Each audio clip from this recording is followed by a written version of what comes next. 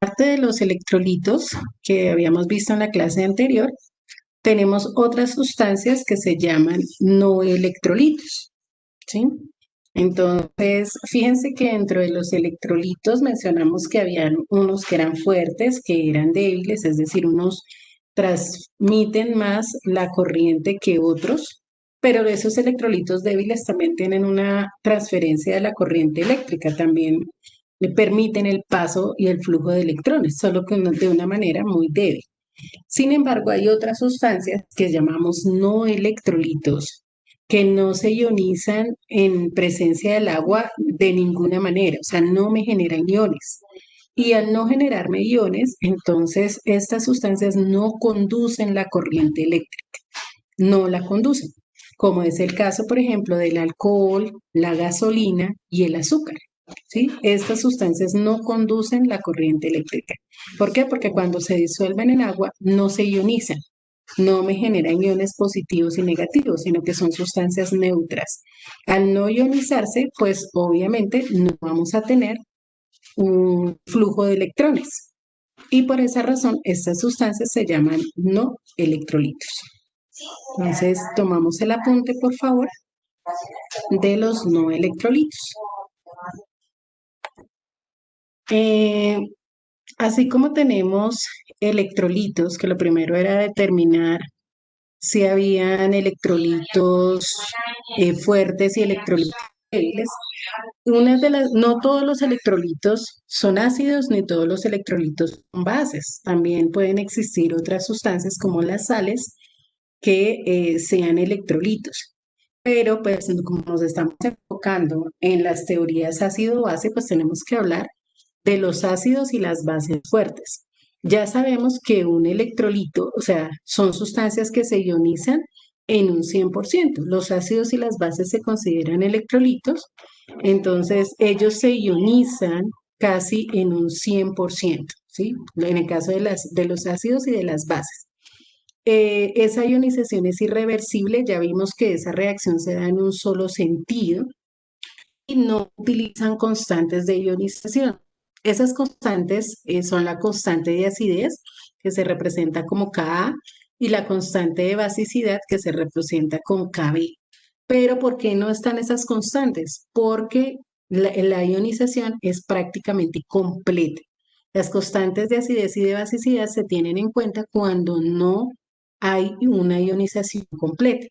Entonces, en el caso, vuelvo y repito, de los ácidos y de las bases que se llaman fuertes, la razón por la cual reciben ese nombre es por la forma como se ionizan o porque tienen una ionización prácticamente del 100%. ¿Cuáles son ácidos fuertes? Para que lo tengamos presente, el ácido clorhídrico, HCl, es un ácido fuerte, se disocia en hidrógeno y cloro. El ácido bromídrico, también HBr, se disocia en hidrógeno y bromo.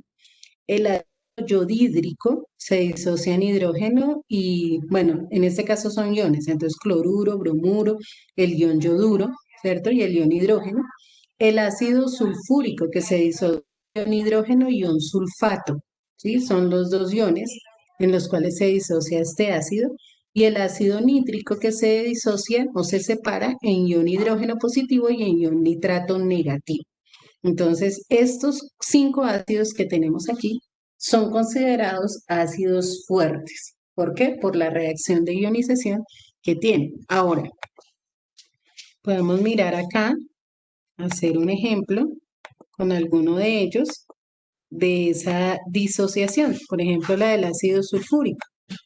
Entonces, el ácido sulfúrico, recordemos que es una reacción irreversible, es decir, en un solo sentido. Esto es disolución acuosa, ¿no? Entonces tienen que estar en agua para que se separe en ion hidrógeno, que es positivo, ¿cierto? En hidrógeno. Y por otro lado tenemos el sulfato, el SO4. Este ion es de 2 cargas negativas. Entonces, esta es la manera como se disocia el ácido sulfúrico en agua, ¿sí? Para que por favor lo tengamos presente. Es una disociación Vuelvo y repito, es una reacción irreversible, va en un solo sentido y se generan dos iones perfectamente, ion positivo, ion negativo.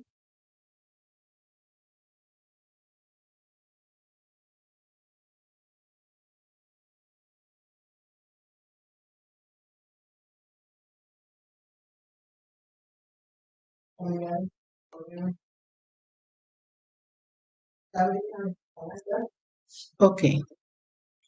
Tenemos por otro lado las bases fuertes.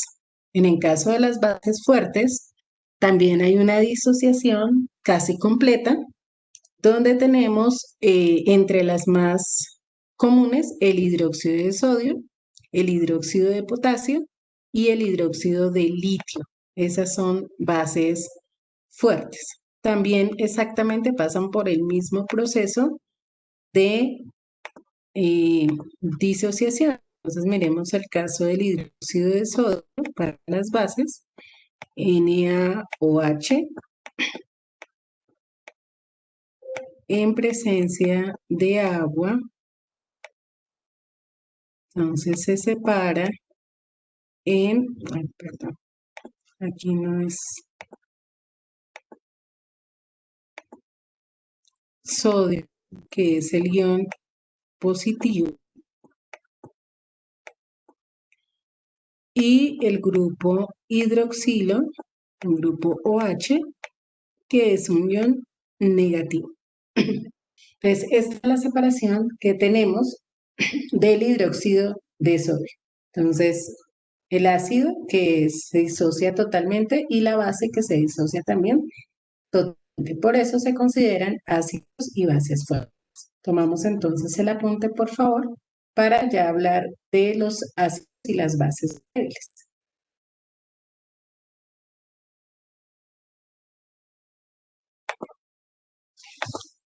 En el caso de los ácidos débiles, entonces ellos se ionizan, habíamos visto al igual que los electrolitos débiles, eh, en pequeña proporción.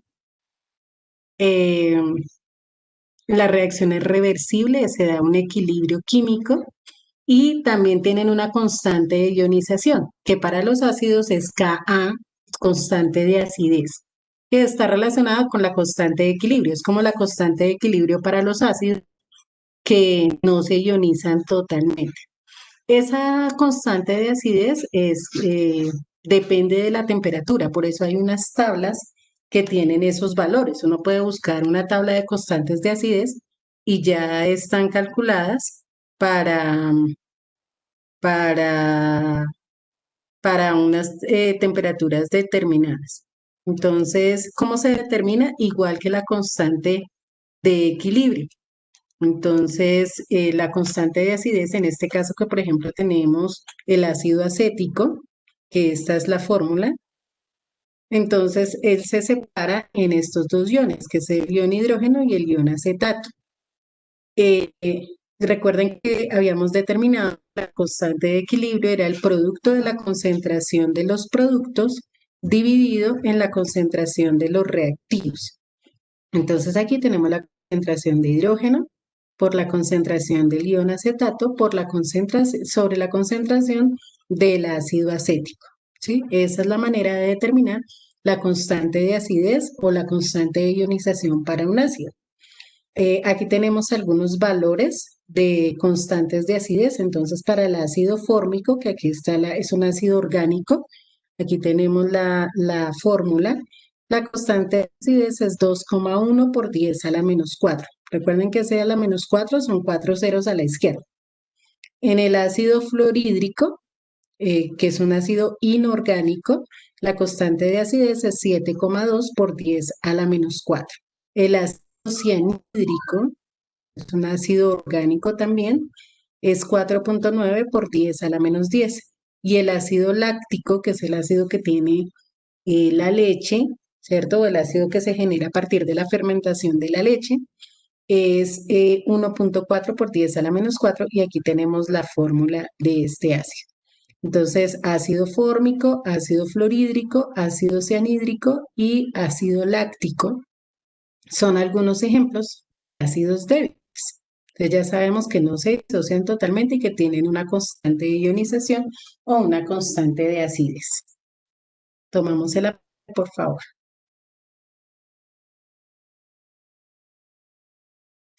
Así como existen ácidos débiles, también existen las bases débiles.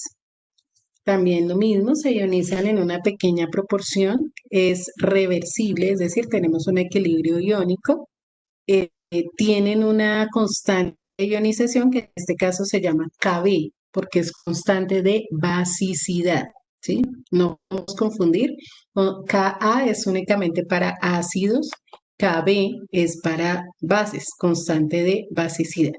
Y también podemos encontrarla en tablas de acuerdo a la temperatura, porque varía. Recuerden que el equilibrio es susceptible a la temperatura.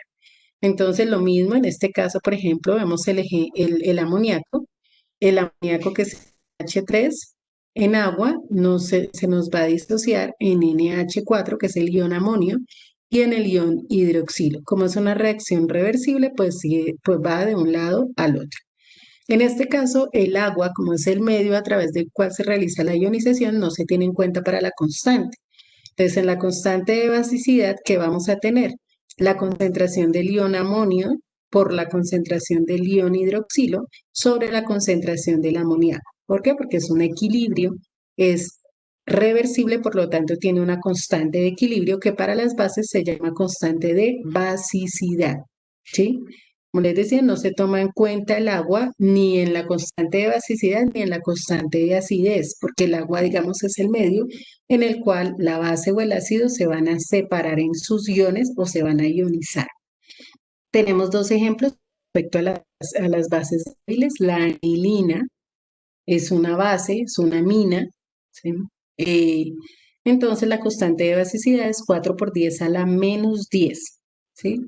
Y en el caso del amoníaco, que es el que tenemos aquí en el ejemplo, tiene una constante de basicidad de 1.8 por 10 a la menos 5. Generalmente, las bases orgánicas como la anilina tienen una constante mucho más baja que las bases inorgánicas como el amoníaco, ¿sí? Los compuestos orgánicos tienden a ser más débiles, entonces tienen menores constantes tanto de acidez como de basicidad. Tomamos el apunte, por favor, a esta parte de de las bases débiles. Bueno, aparte de los ácidos y las bases, recordarán ustedes que yo les mencioné cuando hablamos de la teoría de Bronsted-Lowry que el agua se comporta como ácido y como base, ¿cierto? Es una sustancia anfolita o anfótera, también se llama, ¿no? Los que se disocian los que pueden tener ese comportamiento de ácido y de base. Es decir, que uno podría pensar que el agua a sí misma se neutraliza, ¿cierto? Porque tiene iones hidrógeno y tiene iones hidroxilo. Por lo tanto, en el agua se genera una autoionización, ¿sí? Ella misma se ioniza en iones hidrógeno y en iones OH, debido justamente a que esa ionización es muy esporádica, no es muy común. El agua no es conductora de la electricidad, ¿sí? Una vez las personas piensan que, por ejemplo, cuando una persona se moja, ¿cierto? Y dicen, bueno, lo que pasa es que porque está mojado se puede electrocutar o puede transferir la corriente eléctrica. No, no es solamente por el agua. Generalmente el agua está mezclada con una serie de sales en el mismo ambiente o inclusive en nuestro organismo, sí. Nosotros sí, como seres humanos, conducimos el calor y la electricidad porque nosotros tenemos al interior de nuestro organismo sales, iones, y esos iones son los que conducen la corriente eléctrica, pero no es el agua. El agua como tal no es conductora de la electricidad. Para que se genere esa conducción tiene que estar mezclada con una sal, con un ácido o con una base fuerte. O bueno, con un ácido o una base que sean electrolitos. Entonces, el agua sola no conduce la electricidad. Entonces, aquí podemos ver cómo se ioniza el agua, ¿cierto? Entonces nos va a generar un ion que es el ion hidronio y el otro ion que es el ion hidroxilo. El ion hidronio es positivo, el ion hidroxilo es negativo. A una temperatura de 25 grados Celsius, que es la que más o menos se maneja para todas las constantes, el agua tiene unas concentraciones definidas, el agua pura, ¿no? A nivel de unas concentraciones molares, ¿no? Porque recuerden que hay varias formas de, varias unidades para expresar la concentración. Entonces, la molaridad de ese ion hidrógeno en el agua es de 1 por 10 a la -7 molar y es la misma concentración que tiene el ion hidroxilo, ¿sí? Es 1 por 10 a la -7 molar. Entonces, los dos iones, tanto el ion hidrógeno como el ion hidroxilo, tienen la misma concentración a 25 grados centígrados cuando se disocia el agua, ¿cierto? Cuando se separa en estos iones. Entonces, tomamos este apunte. Ya vamos a hablar de la constante del agua.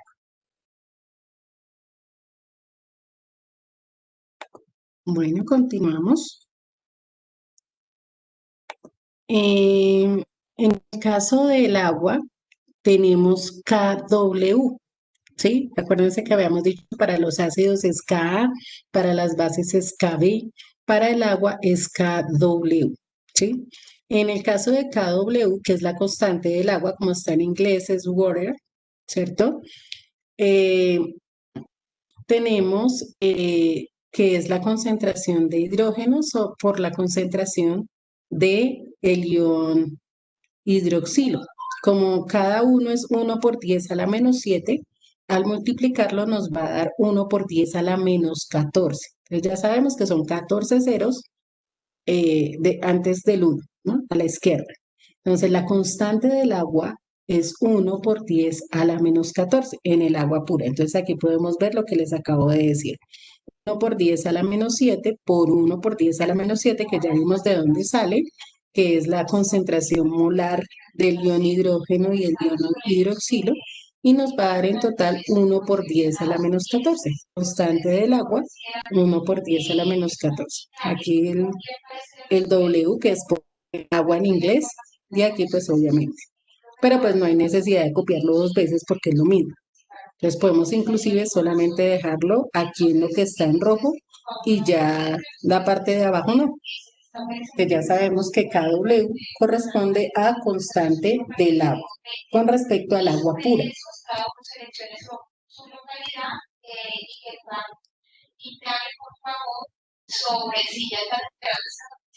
Ah, ok, Sofía, lo tendré presente acá para la excusa.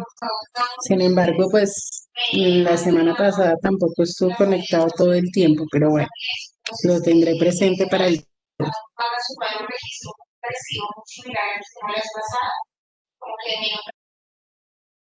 Bueno, resulta que cuando a el agua le agregamos un ácido o una base, esa constante va a cambiar. Aquí hablamos solamente del agua pura, ¿cierto? La constante del agua pura es 1 por 10 a la -14.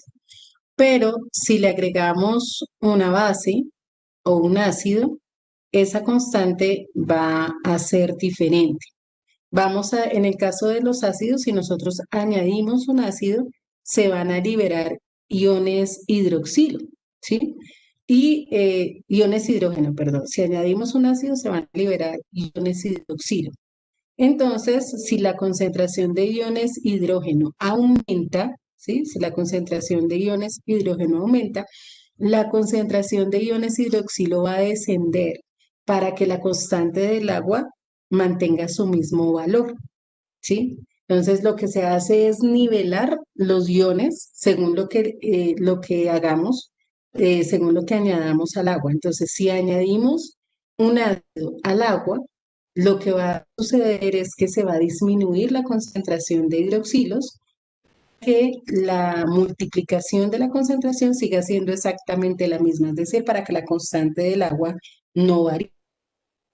Pero por el contrario, si añadimos una base, lo que vamos a liberar son iones hidroxilo, vamos a aumentar la concentración de iones hidroxilo. Entonces lo que va a disminuir es la concentración de iones hidrógeno hasta que nuevamente tengamos un equilibrio acuoso, ¿sí? Un equilibrio en el agua. Entonces, eso es importante. Si añado un ácido, aumento la concentración de iones hidrógeno y se va a disminuir la concentración de iones hidroxilo, pero la constante del agua permanece. Si añado una base, entonces aumento la concentración de iones hidroxilo, disminuyo la concentración de iones hidrógeno y la constante del agua se mantiene. ¿Sí? Eso es lo que sucede cuando agregamos al agua un ácido o una base.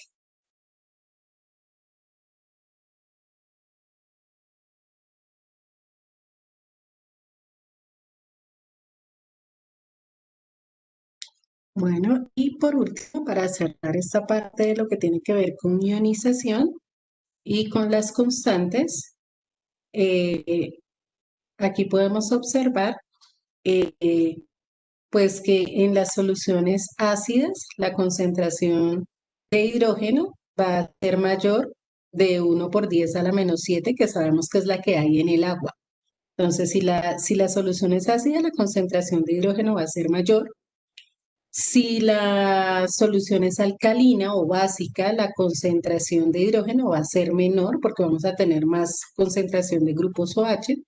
Y si es en solución neutra, la concentración de hidrógeno va a ser igual a 1 por 10 a la -7, que es la que tiene en el agua.